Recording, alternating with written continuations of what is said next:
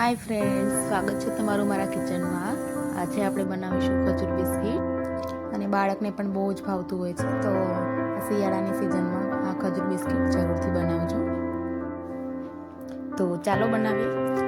એના માટે આપણે ખજૂર લેવાનો છે અને મેરીગોલ્ડ બિસ્કિટ આવે છે એ લેવાના છે। ત્યારબાદ આપણે એક ચમચી ઘીમાં ખજૂરને રોસ્ટ કરી લઈશું, જેનાથી એકદમ સોફ્ટ થઈ જાય અને ખજૂરમાં જેટલું મોઇસ્ચર હોય એ બધું એબ્ઝોર્બ થઈ જાય।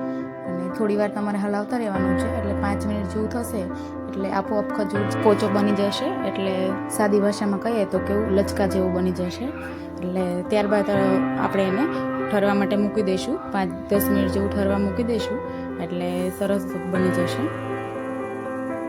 તો હવે આપણે ખજૂરને ઠરવા દઈશું અને પછી એની છે ને લીંબુ સાઈઝના બોલ લઈ અને પતલું પતલું હાથેથી કરી લઈશું અને બિસ્કિટ ઉપર મૂકી દઈશું। એટલે ખજૂરનું મોઇસ્ચર એટલું હોય છે જે બિસ્કિટમાં આપોઆપ છૂટી જશે અને મસ્ત એમાં થઈ જશે। એટલે તમારે 2-3 લેયર કરવા હોય તો ચાલશે। મારું બેબી અત્યારે 1 વર્ષનું છે તો એ એક જ બાઈટ ખાઈ શકે એ રીતના, તો હું એક જ લેયર બનાવું છું। બાકી તમે 2 બિસ્કિટના લેયર પણ બનાવી શકો છો, તો એનાથી થોડું દેખાવ સારો આવશે। અને મેં અહીંયા સૂકું કોપરું લીધેલું છે, નાળિયેર જે કહે છે, એમાં આપણે થોડુંક રબ કરી દઈશું એટલે એમાં દેખાવ સારો આવશે।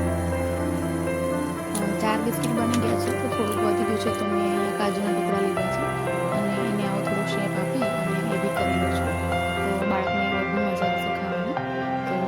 તો તૈયાર છે આપણું ખજૂર બિસ્કિટ, એ પણ 3 જ વસ્તુમાંથી અને 5 જ મિનિટમાં બની જશે। તો તમે આ ખજૂર બિસ્કિટ ઘરે જરૂરથી બનાવજો। એન્ડ તમે આને વધારે હેલ્ધી બનાવવા માંગતા હોય તો આપણે ખજૂરની અંદર ડ્રાયફ્રૂટનો પાવડર મિક્સ કરશો તો વધારે હેલ્ધી બનશે। અને બાળકો જે ડ્રાયફ્રૂટ ના ખાતા હોય તો આ ખજૂર બિસ્કિટમાં નાખવાથી એ પણ આરામથી ખાઈ લેશે। તો જરૂરથી બનાવજો।